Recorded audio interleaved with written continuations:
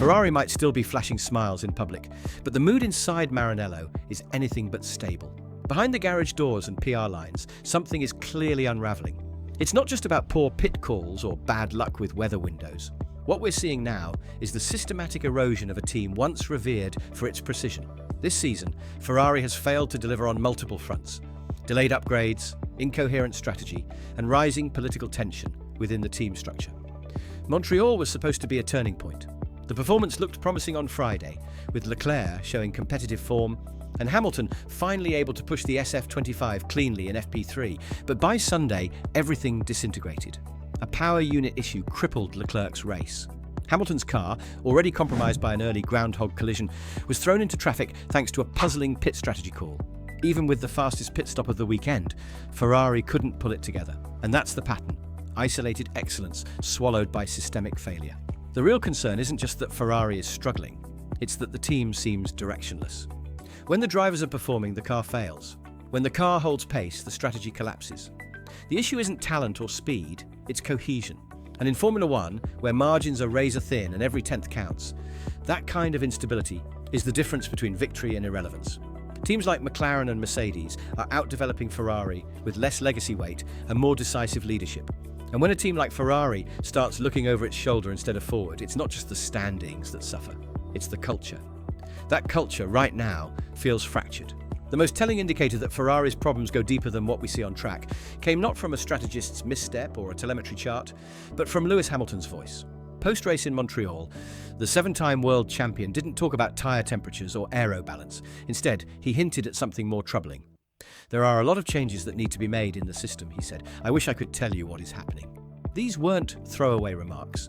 They were deliberate. And in Formula One, coded language like that is rarely accidental. Hamilton isn't just a driver anymore. He's a statesman of the paddock. And his presence at Ferrari was always about more than lap time. It was about transformation. His frustration isn't rooted in a bad qualifying or race weekend.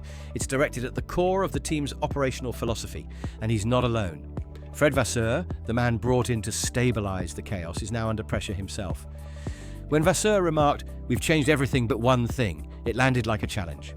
Was he talking about upper management? The Scuderia's deeply political structure, the culture of deflection and silence that has consumed every principle since Jean Todt. On the surface, Hamilton and Vasseur present a united front. But the fact that both are publicly alluding to internal dysfunction suggests alignment behind closed doors and possibly desperation. Italian media outlets are circling. Gazzetta dello Sport reports that Vasseur's leadership is being monitored, and whispers of Antocletta, Ferrari's WEC head, as a potential replacement are growing louder. Whether that's real or paddock politics, it creates a damaging atmosphere. And even Vasseur admits speculation hurts team morale. When Ferrari's leadership remains silent in moments like this, it's not control, it's avoidance. What's worse is that Ferrari appears to be drifting while its competitors accelerate.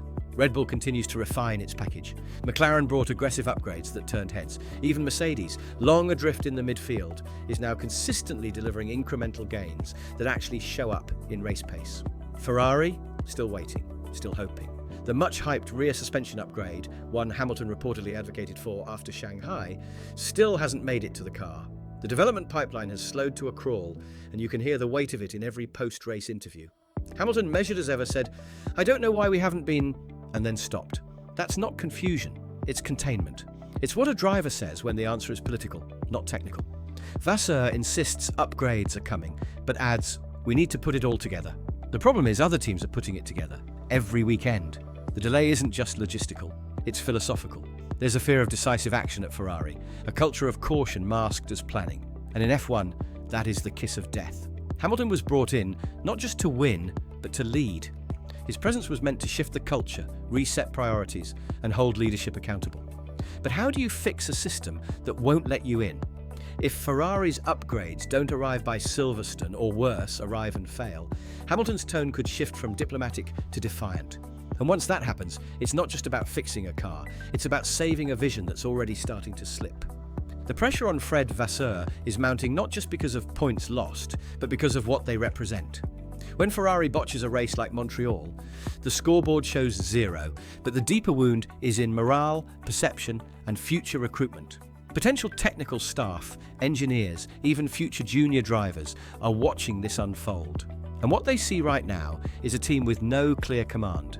Fred may still have the trust of Hamilton and some backing internally, but he's also facing the same wall that buried his predecessors: Ferrari's top-down politics. Every time a bold strategy fails, every time an upgrade gets delayed or scrapped, the spotlight returns to that boardroom. And for once, even the drivers seem to be shining that light upward.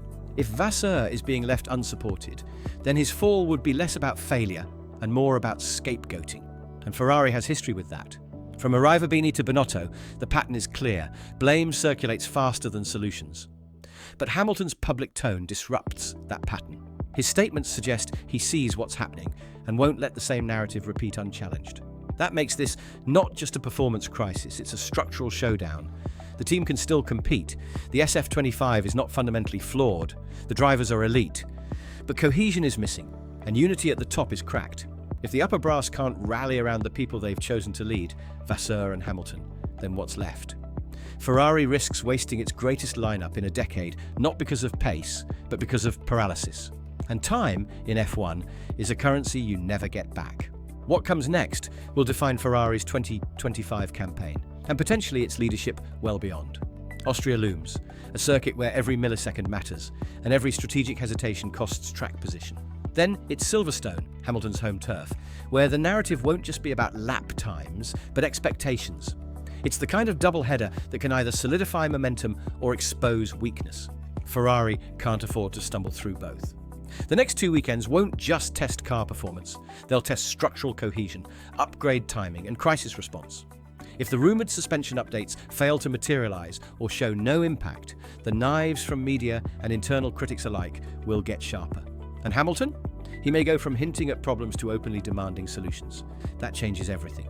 Because once a driver of his calibre starts pushing through political noise, leadership either steps up or steps aside.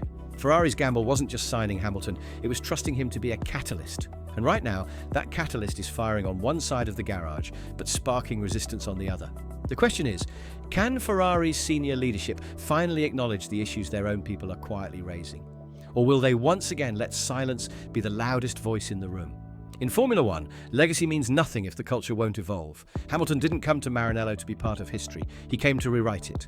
But he can't do it alone. The next few races aren't just about points. They're about power.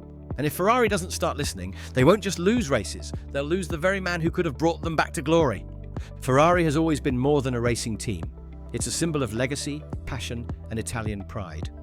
But in modern Formula One, heritage only gets you so far. What the Scuderia faces now is a moment of reckoning, one where leadership, not horsepower, will determine its trajectory. Lewis Hamilton didn't join Ferrari for nostalgia. He joined for a challenge. But that challenge is turning into resistance. If Maranello's leaders are serious about winning again, the time for quiet politics is over.